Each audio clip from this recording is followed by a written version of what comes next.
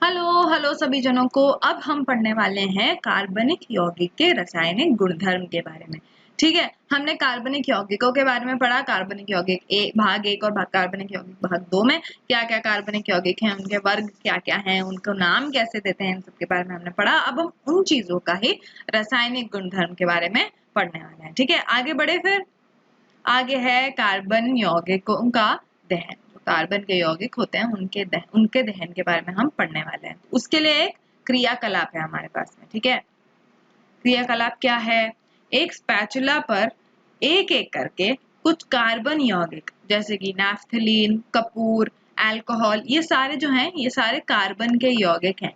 तो इन्होंने क्या बोला कि एक स्पैचुला लेंगे। स्पैचुला मतलब एक छोटे से जो चम्मच आती है हमारी, वो लैब में होती है, तो वो स्पैचुला लेंगे और स्पैचुला में कुछ कार्बन के यौगिक लेंगे और उन्हें जला देंगे। ठीक है, जैसे कि नैफ्थलीन, कपूर, अल्कोहल, ये सारी चीजें। ठीक है, फिर ज्वाला और लौ की प्रकृति का निरीक्षण करें और ध्यान दे कि क्या धुआं पैदा होता है। तो इन्होंने क्या बोला कि कार्बन के यौगिक लेने का, स्पैचुला में डालो नैफ्थलीन, कपूर या अल्कोहल में से कुछ भी और उसको जलाओ। उसको जलाने पर ज्वाला या फिर लौ जो होती है उसकी प्रकृति का निरीक्षण करना है और पता करना है कि क्या उसमें से धुआं पैदा होता है या नहीं होता है। ठीक है, आगे क्या है? एक धातु की प्लेट को ज्वाला के ऊपर रखें। धातु की प्लेट, एक मेटल की प्लेट है ना, मेटल मतलब धातु। एक मेटल की प्लेट, धातु की प्लेट लेंगे हम, वो ज्वाला या फिर लौ के ऊपर रखेंगे। अगर यदि ये ज्वाला है, ठीक है, ये ज्वाला है, तो इसके ऊपर ऐसे हम एक धातु की प्लेट रखेंगे। ठीक है, क्या किसी भी यौगिक के कारण प्लेट पर कोई निक्षेपण हुआ? तो इन्होंने क्या बोला, हमने अलग अलग चीजें ली, नैफ्थलीन लिया, कपूर लिया, अल्कोहल लिया। ठीक है, इन तीनों को जलाया, उन तीनों के ज्वाला के ऊपर हमने क्या करा, एक धातु के प्लेट को रखा। फिर इन्होंने पूछा क्या किसी भी यौगिक नैफ्थलीन, कपूर और अल्कोहल के अंदर में से, क्या इनमें से किसी से भी हमारे प्लेट के नीचे कोई निक्षेपण हुआ या नहीं हुआ? प्लेट के नीचे काला काला कुछ आया या नहीं आया, या फिर कोई भी रंग का कुछ भी बदलाव या फिर कुछ भी निक्षेपण हुआ कि नहीं हुआ, इन्होंने पूछा। ठीक है, आगे बढ़े, देखते हैं क्या होता है। एक बंसन बर्नर को जलाइए और विभिन्न प्रकार के धुएं को प्राप्त करने के लिए आधार पर वायु छिद्रों को समायोजित करें। तो इन्होंने क्या बोला कि हमारा जो बंसन बर्नर होता है ना भैया, हमारा बंसन बर्नर कुछ ऐसा दिखता है। ठीक है, सीधा सीधा, ठीक है, ऐसा कुछ दिखता है। ठीक है, और यहाँ पर एक वॉल्व जैसा कुछ होता है। ठीक है, तो इन्होंने क्या बोला कि बंसन बर्नर को जलाना है। ठीक है, बंसन बर्नर को जलाया हमने, फिर विभिन्न प्रकार के धुओं को प्राप्त करना है। कैसे प्राप्त करना है? यहाँ पे जो ये हमारे पास में मैंने ऐसे गोल गोल बनाया है, ये है हमारे वायु छिद्र, जहां से वायु अंदर आती है। ठीक है, तो वायु छिद्र है ये वायु छिद्र। ठीक है, ये वायु छिद्रों को यदि हम बंद करें धीरे धीरे या फिर खोल दे इसको धीरे धीरे, तो उससे हमको अलग अलग तरह के, अलग अलग प्रकार के धुएं प्राप्त होते हैं। ठीक है, पीली कालिक युक्त ज्वाला कब प्राप्त हुई और नीली ज्वाला कब प्राप्त हुई? तो जब हम इसको धीरे धीरे वायु छिद्र को बंद करेंगे या फिर खोलेंगे या फिर उसमें कुछ भी एडजस्टमेंट करेंगे, तो तब हमको एक बारी पीली कालिक युक्त ज्वाला मिलेगी। कालिक युक्त मतलब उसके ऊपर अगर यदि आप धातु का कोई प्लेट रख दे तो उसके नीचे ऐसे काला काला आ जाएगा। तो पीली कालिक युक्त ज्वाला कब प्राप्त हुई और नीली ज्वाला कब प्राप्त हुई, उन्होंने पूछा जब भी हमने वायु छिद्रों के साथ में खेला।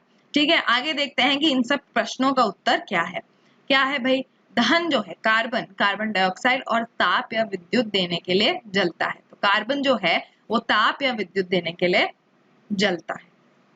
कार्बन अपने सभी रूपों में, कार्बन डाइऑक्साइड और ताप या विद्युत देने के लिए हवा में जलता है। विद्युत किस तरह से देता है ये आगे आप पढ़ेंगे, लेकिन ताप का तो समझ में आया ना किस तरह से देता है। गर्मी देता है कार्बन डाइऑक्साइड, कार्बन जब जलता हो तो, और उस गर्मी को हम ताप बोलते हैं। ठीक है, तो कार्बन जो है, यदि कार्बन अगर जल रहा है हवा में, तो कार्बन हमको एक तो कार्बन डाइऑक्साइड देगा और उसके साथ में ताप या फिर विद्युत देगा। ठीक है, समझ में आया? तो इन दोनों को देने के लिए वो हवा में जलता है। यह ऑक्सीकरण अभिक्रिया कहलाती है।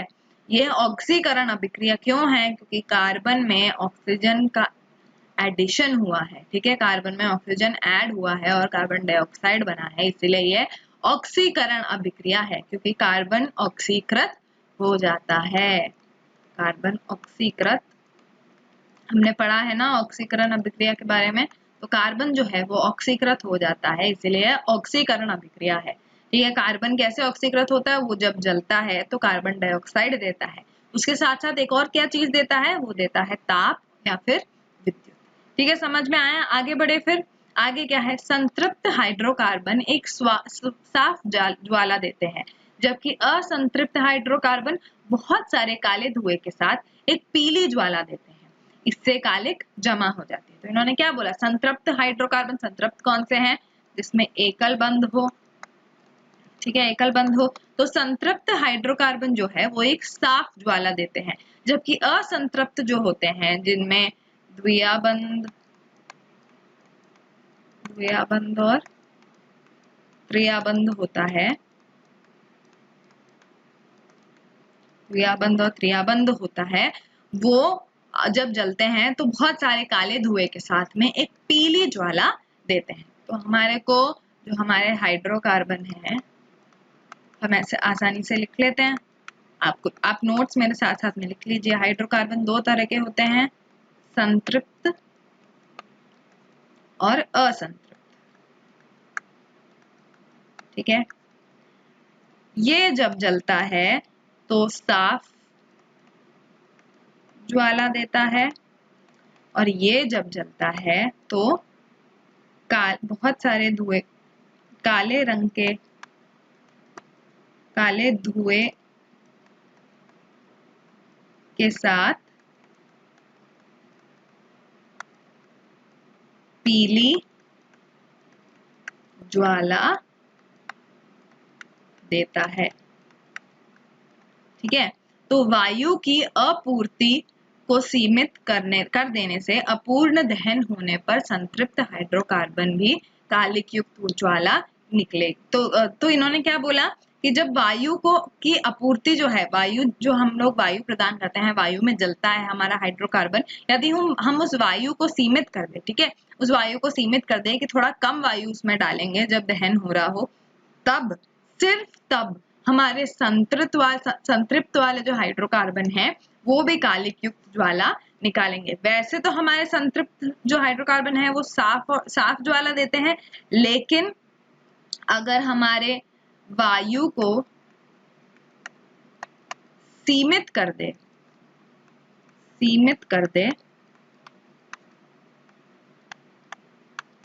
तो ये बन जाएगा हमारा कालिक युक्त ज्वाला। तो हमको क्या समझ में आया भाई? इतनी देर में हमको क्या समझ में आया कि हमारा कार्बन जो है वो कार्बन डाइऑक्साइड और ताप देने के लिए जलता है हवा में। कार्बन, इसको हम ऑक्सीकरण अभिक्रिया बोलते हैं। संतृप्त हाइड्रोकार्बन जब हवा में जलता है तो साफ ज्वाला देता है, और असंतृप्त वाला काले धुएं के साथ में पीली ज्वाला देता है। लेकिन अगर वायु को सीमित कर दिया जाए तो हमारे संतृप्त हाइड्रोकार्बन भी कालिक युक्त ज्वाला निकालने लगेंगे। समझ में आया? आगे बढ़े फिर। आगे क्या है? गैस स्टव के नीचे छेद क्यों होती है? गैस स्टव में कालिक के बनने को रोकने के लिए, वायु की आपूर्ति करने के लिए इनलेट्स होते हैं। तो हमारे गैस स्टव में आपने देखा होगा इनलेट जैसा ऐसे छेद बने हुए होते हैं। वो क्यों होते हैं? ताकि वायु की आपूर्ति सीमित ना रह जाए। यदि अगर सीमित रह गई तो आपको पता है ना कैसे कम वायु को अगर सीमित कर दिया तो फिर हमारे संतृप्त हाइड्रोकार्बन भी कालिक छोड़ने लगेंगे, उससे गैस स्टव खराब हो जाएगा। तो गैस स्टव में कालिक को बनने से रोकने के लिए गैस स्टव के नीचे छेद होता है, जिसको हम इनलेट्स बोलते हैं, जो कि वायु की आपूर्ति करने के लिए होता है। ठीक है, अगर खाना पकाने के बर्तनों को काला किया जा रहा है, इसका मतलब है कि वायु की आपूर्ति रुकी हुई है और ईंधन बर्बाद हो रहा है। तो यदि अगर आपकी मम्मी या फिर कोई भी पापा आपके खाना बना रहे होंगे ठीक है। और आप देखेंगे कि जो बर्तन है वो नीचे से काला हो रहा है, तो उसी टाइम आपको समझ में आ जाएगा काला क्यों हो रहा है, क्योंकि वायु की आपूर्ति जो है वो सीमित रह गई है और इससे हमारा जो संतृप्त हाइड्रोकार्बन है वो भी कालिक भरी ज्वाला देता है। और अगर कालिक निकल रहा है इसका मतलब ये भी है कि जो हमारा ईंधन है वो भी बर्बाद हो रहा है। और वायु की आपूर्ति सीमित क्यों हो गई है, क्योंकि उसके इनलेट्स में कोई ना कोई रुकावट आ गई है, हमारे गैस स्टव के इनलेट्स में कोई ना कोई रुकावट आ गई है, इसीलिए हमारा खाना पकाने वाला बर्तन भी नीचे से धीरे धीरे काला हो रहा है। और काला होने का मतलब ईंधन भी बर्बाद हो रहा है। समझ में आया? आगे बढ़े फिर। ये देखिए हमारा खाना पकाने वाली चीज जो है वो नीचे से ऐसी कुछ हो जाती है, क्या आपने देखा है ऐसे काला काला हो जाता है? ये है कालिक की वजह से खाना पकाने के जले बर्तन। तो ये कालिक से ये बर्तन नीचे से जल चुका है। ऐसा क्यों हुआ है? क्योंकि हमारे इनलेट्स में रुकावट है, तो उससे वायु की आपूर्ति सीमित हो जाती है और कालिक भरी ज्वाला निकलने लगती है। समझ आया? आगे बढ़े फिर। आगे क्या है? ज्वाला के साथ और उसके बिना जलना। ठीक है, तो क्या आपने कोयला या लकड़ी जलते हुए देखा है? यह सिर्फ लाल चमकता है और एक ज्वाला के बिना गर्मी देता है। इसमें मोमबत्ती जैसी लौ क्यों नहीं होती? तो आपने देखा होगा अगर कोयला या फिर लकड़ी जलता है तो उसमें ऐसे मोमबत्ती जैसी लौ नहीं होती, वो सिर्फ लाल रंग का एकदम चमकता है और ज्वाला के बिना ही हमको काफी ज्यादा गर्मी दे देता है। ऐसा क्यों होता है? क्योंकि गैसीय पदार्थ जलने पर ही एक लौ उत्पन्न होती है। जब लकड़ी या चारकोल को या फिर कोयला, ठीक है, लकड़ी या चारकोल या कोयले को जलाया जाता है तो वाष्पशील पदार्थ वाष्पीकृत हो जाते हैं और शुरुआत में ज्वाला के साथ जलते हैं।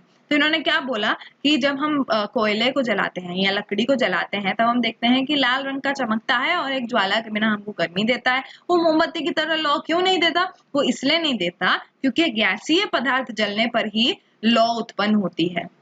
और जब लकड़ी और चारकोल या फिर कोयला जलता है तो उसमें जो वाष्पशील पदार्थ होते हैं वो वाष्पीकृत हो जाते हैं और शुरुआत में एक बार ज्वाला के साथ जलाते हैं। उसके बाद में एक बार वो वाष्पीकृत हो जाए, वो जल जाए, ज्वाला दे दे, उसके बाद में थोड़ी देर के लिए ज्वाला देंगे, उसके बाद में शुरुआत में उसके बाद वो लाल रंग के चमकेंगे और बिना ज्वाला के ही गर्मी देंगे। समझ आया? ज्वाला किसमें आता है? ज्वाला गैसीय पदार्थ में आता है और ज्वाला के बिना जब जलता है उसका मतलब ये है कि उसके अंदर के वाष्पशील पदार्थ वाष्पीकृत हो चुके हैं और वो शुरुआत में ज्वाला से जल चुके हैं, उसके बाद में वो बस लाल चमकता है और ज्वाला के बिना हमको गर्मी देता है। समझ में आया? आगे बढ़े फिर। ये देखिए जलता हुआ कोयला, ठीक है, देखिए कैसे चमक रहा है, ऐसा लग रहा है उसके अंदर कोई लाइट रखी हुई है, तो हमको ज्वाला तो दिख ही नहीं रही। तो जलता कोयला चमकता है लेकिन कोई ज्वाला नहीं होती। समझ आया? ठीक है, आगे बढ़े फिर। कार्बन ईंधन, कोयला या पेट्रोलियम कैसे बनता है? तो हमारे जो कोयले और पेट्रोलियम वगैरह होते हैं वो सारे कार्बन के ईंधन होते हैं। ठीक है, उनसे हमारा काम होता है, ऊर्जा निकलती है उनमें हमारी रोजमर्रा जिंदगी के लिए। ठीक है, वो आखिर बनते कैसे हैं, पर ये ईंधन बनते कैसे हैं इसके बारे में पढ़ना है। तो कोयले का निर्माण, कोयला पेड़ों, फर्न और अन्य पौधों के अवशेष में जो लाखों साल पहले रहते थे वे भूकंप और ज्वालामुखी विस्फोट से पृथ्वी में कुचले गए थे और पृथ्वी और चट्टानों की परत के नीचे दब गए। वे धीरे धीरे कोयले में सड़ गए। तो कोयला कैसे बना है? पेड़, फर्न और अन्य पौधे जो हैं उनके अवशेष लाखों साल पहले जो रह गए थे और भूकंप और ज्वालामुखी विस्फोट के चलते पृथ्वी के नीचे कुचल गए थे, चट्टानों की एक परत जम गई थी जिनके ऊपर, वो धीरे धीरे कोयले में सड़ जाते हैं। ठीक है, कोयला कैसे बना? एक और बात, पेड़, फर्न, अन्य पौधों के अवशेष रह जाते हैं, भूकंप और ज्वालामुखी विस्फोट की वजह से पृथ्वी और चट्टानों की एक परत हो जाती है, कुचले जाते हैं वो नीचे और वो धीरे धीरे कोयले में सड़ जाते हैं। ठीक है, मतलब कोयला बन जाते हैं सड़ कर। समझ आया? ये जो आपको कोयला दिख रहा है वो लाखों साल सड़ने के बाद में बना है। लाखों साल जब ये पेड़, फर्न और अन्य पौधे जले हैं, उनके अवशेष जले नहीं सड़े हैं, तब जाकर हमको इतना कोयला मिला है। सोच रहे हो, लाखों साल इसको लग जाते हैं बनने में। समझ आया? आगे बढ़े फिर। आगे क्या है भाई, अब पेट्रोलियम, कोयले का हमने पढ़ लिया, अब पेट्रोलियम के बारे में। पेट्रोलियम का निर्माण, तेल और गैस समुद्र में रहने वाले लाखों छोटे पौधों और जानवरों के अवशेष हैं। बैक्टीरिया ने छोटे पौधों और जानवरों पर हमला किया और उन्हें उच्च दाब पर तेल और गैस में बदल दिया। तो पेट्रोलियम ऑयल और पेट्रोलियम गैस होता है, पेट्रोलियम तेल और पेट्रोलियम गैस जो होता है वो समुद्र में रहने वाले लाखों छोटे छोटे पौधे और जानवर, समुद्र में पौधे और जानवर हैं बहुत सारे, तो वो लाखों पौधे और जानवर जो हैं उनके अवशेष हैं। उनके अवशेष कैसे है? बैक्टीरिया जब छोटे पौधों और जानवरों पर हमला कर देता है और उन्हें उच्च दाब देता है, मतलब हाई प्रेशर देता है उनको, तब वो तेल और गैस में बदले जाते हैं। कोयले और पेट्रोलियम के निर्माण में क्या अंतर है? कोयला जो है वो पेड़ पौधे फर्न जो है वो सारे हमारे पृथ्वी के नीचे दब जाते हैं, कुचले जाते हैं, उनके ऊपर चट्टानों की परत बन जाती है, तो वो धीरे धीरे सड़कर कोयला बनते हैं। लेकिन पेट्रोलियम समुद्र में रहने वाले लाखों छोटे पौधे और जानवरों के अवशेष हैं, जो बैक्टीरिया से अटैक होता है, उनका बैक्टीरिया उन पर हमला करता है उन अवशेषों पर और उच्च दाब पर तेल और गैस में बदल देता है। समझ आया पेट्रोलियम और कोयला कैसे बनता है? उम्मीद करती हूँ कि समझ में आ गया होगा। पेट्रोलियम बस समुद्र में रहने वाले लाखों छोटे पौधे और जानवर हैं और उसमें बैक्टीरिया हमला करता है और उच्च दाब में उनको गैस और तेल में बदलता है। पर कोयला जो है वो सड़ कर बनता है, जब लाखों साल पुराने पेड़ पौधे और फर्न के ऊपर चट्टानों की एक परत बन जाती है। समझ आया? आगे बढ़े फिर। आगे क्या है? अभिक्रियाओं के प्रकार हैं। कौन सी अभिक्रियाएं हैं? पीछे जाते हैं एक मिनट। कौन सी अभिक्रियाएं? देखिए, अभिक्रियाओं के प्रकार। कार्बन यौगिक रासायनिक अभिक्रियाओं के विभिन्न प्रकार से गुजरती है। पहला है हमारा ऑक्सीकरण। ऑक्सीकरण में क्या होता है? दहन या फिर जलना ऑक्सीकरण का एक उदाहरण है। अधूरी ऑक्सीकरण प्रक्रिया भी है, जहां एक कार्यात्मक समूह एक अलग कार्यात्मक समूह के लिए ऑक्सीकृत हो जाता है। तो एक ऑक्सीकरण जो है, पहले देखिए अभिक्रियाएं, ठीक है, अभिक्रियाएं ये मैं इसलिए लिख रही हूं ताकि आपको नोट्स बनाने में इजी हो जाए, ठीक है। अभिक्रियाएं हमारी जो है वो तीन तरह की है। ऑक्सीकरण, ठीक है, संकलन और प्रतिस्थापन, ठीक है। और इसमें भी ऑक्सीकरण में भी दो तरीके के ऑक्सीकरण होते हैं। एक तो पूर्ण, जो कि होता है दहन, और दूसरा होता है अधूरा। अधूरे में क्या होता है? अधूरे में एक कार्यात्मक समूह से पहले कार्यात्मक समूह से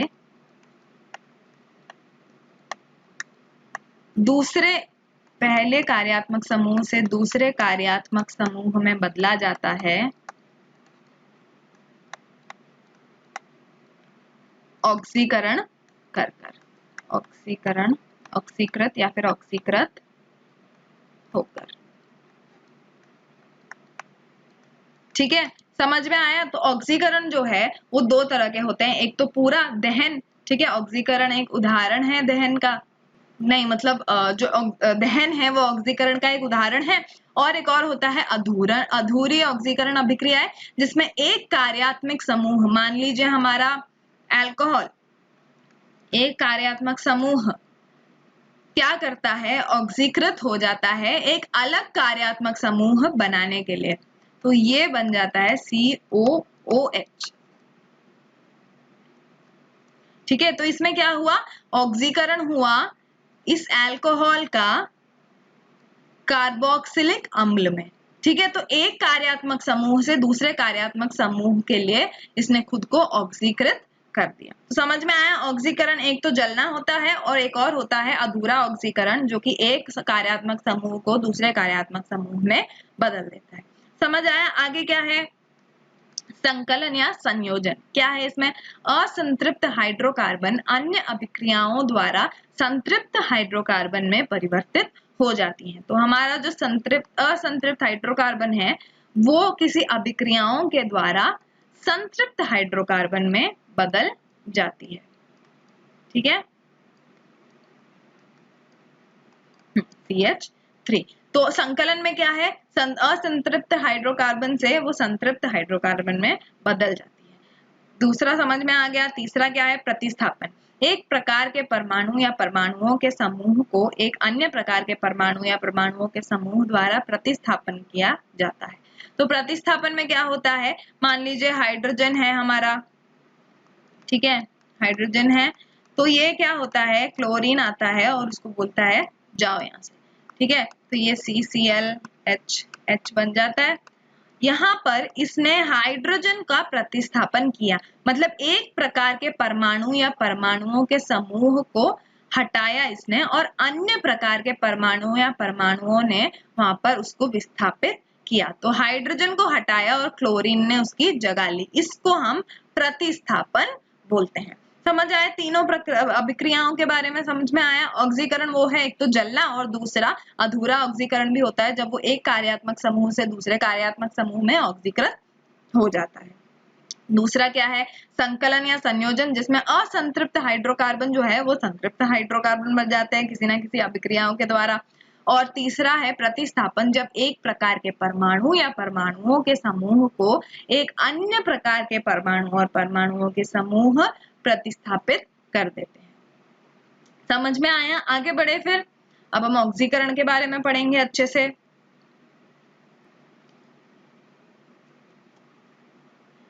ऑक्सीकरण प्रतिक्रियाएं या तो दहन हो सकती हैं, जो कार्बन डाइऑक्साइड और ऊष्मा मुक्त करती है। ऑक्सीकरण प्रतिक्रियाएं मैंने जैसे समझा था, या तो दहन हो सकती हैं जो कि कार्बन डाइऑक्साइड और ऊष्मा को मुक्त करती है, या फिर अपूर्ण हो सकती हैं, अपूर्ण या फिर अधूरा ऑक्सीकरण हो सकता है, जहां पर वो एक कार्यात्मक समूह से दूसरे में बदल जाता है। ठीक है, समझ में आया। तो अन्य पदार्थों में ऑक्सीजन देने की क्षमता रखने वाले पदार्थों को ऑक्सीकारक कहा जाता है। तो अन्य पदार्थ जो हैं उनमें ऑक्सीजन देने की क्षमता रखने वाले जो पदार्थ है, ऐसे पदार्थ जो बोलते हैं भाई तुम ऑक्सीजन ले लो, हमसे ले लो ऑक्सीजन, ठीक है, वो वाले जो पदार्थ होते हैं जो ऑक्सीजन देने की क्षमता रखते हैं कि भाई हमारे पास इतना ऑक्सीजन है, तुम जितना चाहे ले लो, ठीक है, उन वाले हमारे पदार्थों को ऑक्सीकारक कहा जाता है, जो दूसरे पदार्थों को ऑक्सीजन देने की क्षमता रखते हैं। ऐसे कौन से पदार्थ होते हैं, एक तो होता है हमारा पोटेशियम परमैंगनेट, ठीक है, एक होता है हमारा K2Cr2O7 या फिर पोटेशियम डाइक्रोमेट। ठीक है, तो ये दो जो हैं ये हमारे ऑक्सीकारक हैं, जो कि आसानी से बोलते हैं कि आप हमसे ऑक्सीजन ले लो, हमको कोई चिंता नहीं है। ठीक है, तो यहाँ पे एग्जाम्पल में क्या है हमारे पास में, एथेनॉल है हमारे पास में। ठीक है, एथेनॉल को क्या करा इन लोगों ने, क्षारीय KMnO4 यानी कि बेसिक हमारा पोटेशियम परमैंगनेट, क्षारीय पोटेशियम परमैंगनेट के साथ में ऊष्मा दी, तो हमको मिल गया ऑक्सीकरण के बाद में एथेनोइक अम्ल। ठीक है, या फिर क्षारीय KMnO4 की जगह पे हम ये भी रख सकते हैं अम्लीकृत पोटेशियम डाइक्रोमेट और ऊष्मा, या तो हम क्षारीय KMnO4 और ऊष्मा से कर सकते हैं, या फिर अम्लीकृत पोटेशियम डाइक्रोमेट और ऊष्मा से कर सकते हैं। दोनों से हमारा जो अल्कोहल है वो ऑक्सीकृत हो गया है, अल्कोहल ऑक्सीकृत हो चुका है कार्बोक्सिलिक अम्ल बनाने के लिए। ठीक है, समझ में आया। तो अल्कोहल कार्बोक्सिलिक अम्ल में ऑक्सीकृत हो जाता है, और ये क्या है, ये है हमारा अपूर्ण ऑक्सीकरण। समझ आया, उम्मीद करती हूँ समझ में आ गया होगा। ऑक्सीकरण क्या है, एक जलना और दूसरा एक कार्यात्मक समूह से दूसरे में ऑक्सीकृत होकर बदल जाना। जैसे कि एथेनॉल एथेनोइक अम्ल में बदल जाता है क्षारीय पोटेशियम मैंगनेट और पोटेशियम परमैंगनेट और पोटेशियम डाइक्रोमेट के साथ में। ठीक है, या तो क्षारीय पोटेशियम परमैंगनेट और ऊष्मा के साथ में, या फिर अम्लीकृत पोटेशियम डाइक्रोमेट और ऊष्मा के साथ में। और ये पोटेशियम परमैंगनेट और पोटेशियम डाइक्रोमेट क्या है, हमारे ऑक्सीकारक। ठीक है, ऑक्सीकारक है हमारे पोटेशियम परमैंगनेट और पोटेशियम डाइक्रोमेट। आगे बढ़ते हैं, आगे क्या है, उत्प्रेरक के साथ में संकलन अभिक्रिया। संकलन अभिक्रिया क्या है, हमने पढ़ा था, जब असंतृप्त हाइड्रोकार्बन संतृप्त हाइड्रोकार्बन में बदले जाते हैं अभिक्रियाओं द्वारा। ठीक है, क्या है? असंतृप्त हाइड्रोकार्बन निकल या पैलेडियम, निकल मतलब बाहर निकल जाना नहीं, निकल जो हमारा पदार्थ है, तत्व है, तो असंतृप्त हाइड्रोकार्बन निकल या पैलेडियम उत्प्रेरक की उपस्थिति में, उत्प्रेरक क्या है, उत्प्रेरक के बारे में हम आगे पढ़ेंगे, मैं अभी नहीं बताती, ठीक है। तो उत्प्रेरक की उपस्थिति में हाइड्रोजन जोड़कर संतृप्त हाइड्रोकार्बन देते हैं। ठीक है, तो इसमें क्या है, संकलन अभिक्रिया में हमारा जो असंतृप्त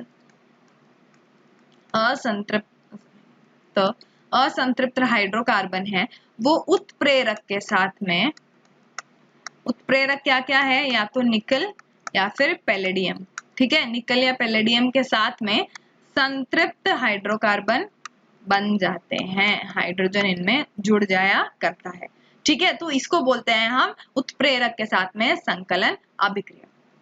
उत्प्रेरक अभिक्रिया को प्रभावित किए बिना अभिक्रिया के दर को बदल देता है। तो उत्प्रेरक क्या करता है, अभिक्रिया को तो कुछ नहीं करता, लेकिन अभिक्रिया के दर को या फिर गति को आगे बढ़ाने में मदद करता है। तो अभिक्रिया को आगे उसकी उत्प्रेरणा करने में उत्प्रेरक मदद करता है, उसके दर को बदलने में मदद करता है, लेकिन वो अभिक्रिया को बिल्कुल भी प्रभावित नहीं करता। और यहाँ पे उत्प्रेरक क्या है, या तो निकल या फिर पैलेडियम, ठीक है। वनस्पति तेलों में असंतृप्त कार्बन श्रृंखला होती है, जबकि जंतु वसा में संतृप्त वसा अम्ल होता है, जो स्वास्थ्य के लिए हानिकारक होता है। तो वनस्पति तेल जो होते हैं हमारे, वो असंतृप्त कार्बन के श्रृंखला के होते हैं, ठीक है। तो असंतृप्त कार्बन श्रृंखला किसमें होता है, वनस्पति तेलों में।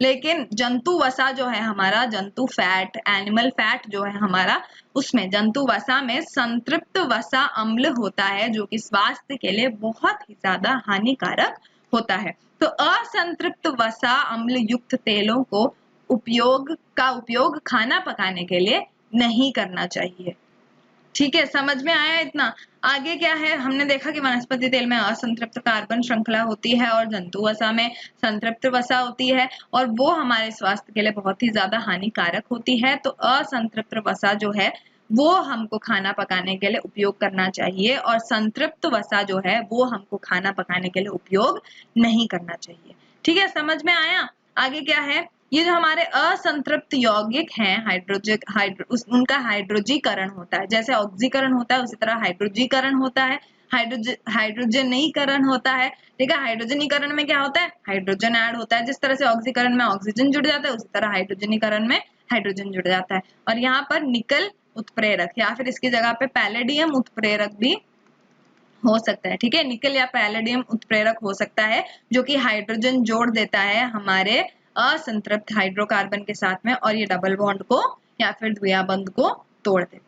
समझ में आया भाई? इतना समझ में आया? एक और बार रिपीट करते हैं, उत्प्रेरक के साथ संकलन अभिक्रिया क्या है। असंतृप्त हाइड्रोकार्बन जब निकल या फिर पैलेडियम उत्प्रेरक के उपस्थिति में संतृप्त हाइड्रोकार्बन बन जाते हैं, उसको हम उत्प्रेरक के साथ संकलन अभिक्रिया कहते हैं।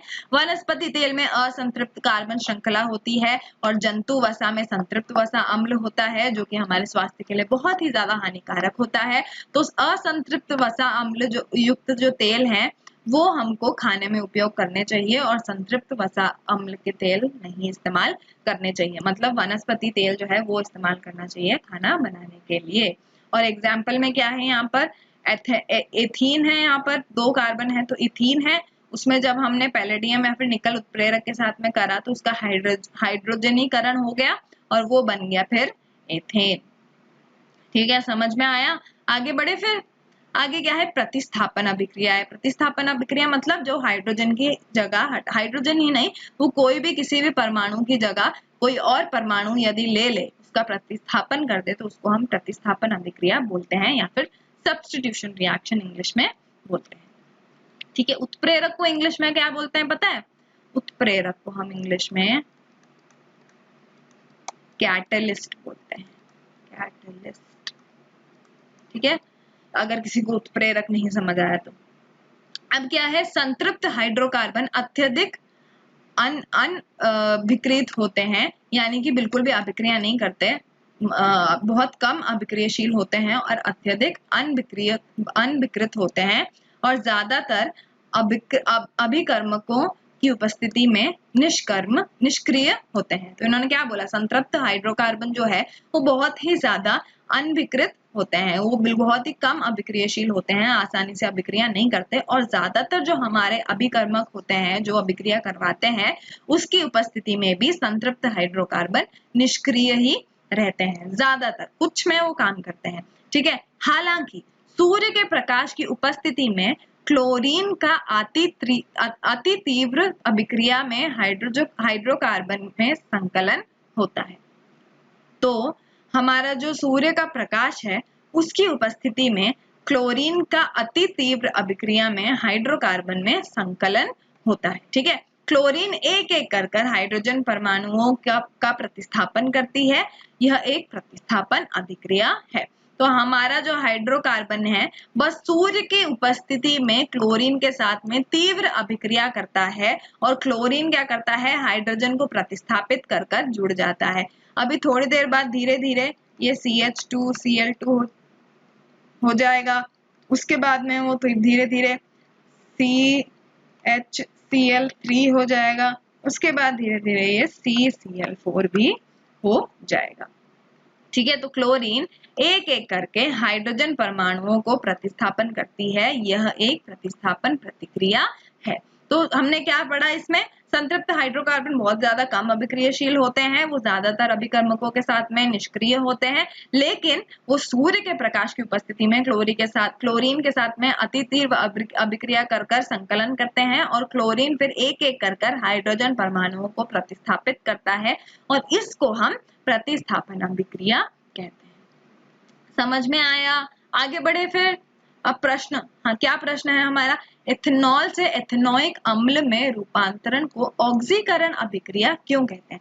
तो इथेनॉल क्या है हमारा, इथेनॉल ऐसा कुछ है हमारा इथेनॉल।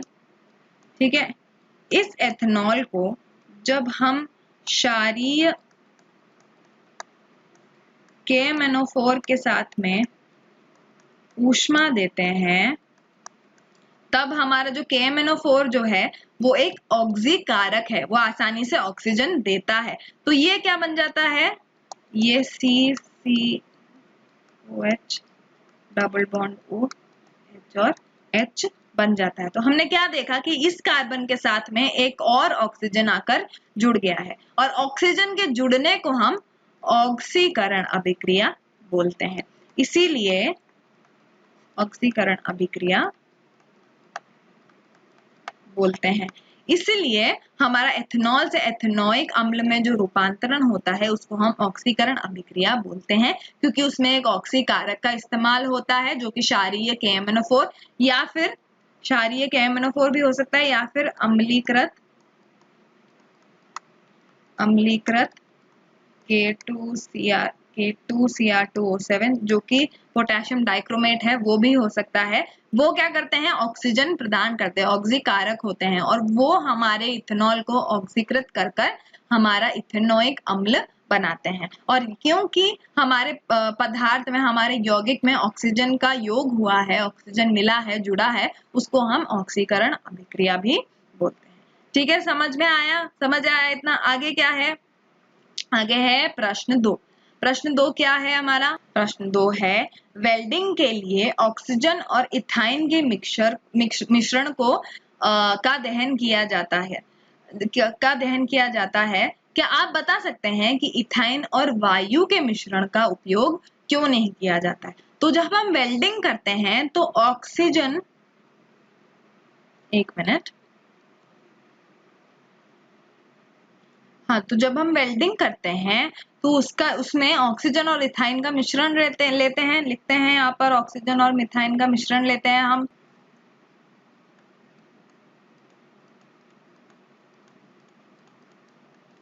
ऑक्सीजन और मिथाइन, सॉरी एथाइन, मिथाइन कुछ नहीं होता, एथाइन।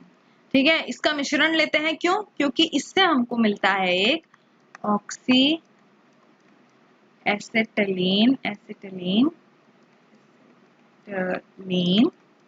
गैस। ठीक है, ऑक्सी एसिटिलीन गैस जो कि वेल्डिंग वेल्डिंग में बहुत जरूरी है। ठीक है, वेल्डिंग इसी से होती है। तो इसीलिए जब हम ऑक्सीजन और एथाइन लेते हैं तो हमको ऑक्सी एसिटिलीन गैस मिलती है, एसिटिलीन गैस मिलती है, जो कि हमारे एथाइन और वायु के मिश्रण से नहीं मिलती। इसीलिए हम ऑक्सीजन और इथाइन का मिश्रण लेते हैं, क्योंकि ऑक्सीजन और इथाइन के मिश्रण के दहन से ऑक्सी एसिटिलीन गैस मिलती है, जिससे वेल्डिंग होता है, और इथाइन और वायु के मिश्रण से ऑक्सी एसिटिलीन गैस नहीं मिलती है, जो कि वेल्डिंग में बहुत ही ज्यादा प्रॉब्लम करता है। ठीक है, वेल्डिंग के लिए ऑक्सी एसिटिलीन गैस बहुत ही ज्यादा जरूरी है। समझ आया? मैं उम्मीद करती हूँ ये सेशन आपको समझ में आ गया होगा। इस सेशन के लिए इतना ही था। आगे के सेशंस में हम अध्याय को पूरा खत्म करने वाले हैं, लेकिन उससे ज्यादा जरूरी है कि आप अभी तक जो पढ़ा है वो सब रिवाइज कर ले, तभी आपको आगे का भी समझ में आएगा। तो तब तक के लिए, जब हम अगली बार मिलेंगे अगले सेशन में, तब तक के लिए रिवाइज करते रहिए, पढ़ते रहिए मन लगाकर, और स्टडी रूम के साथ में जुड़े रहिए। धन्यवाद।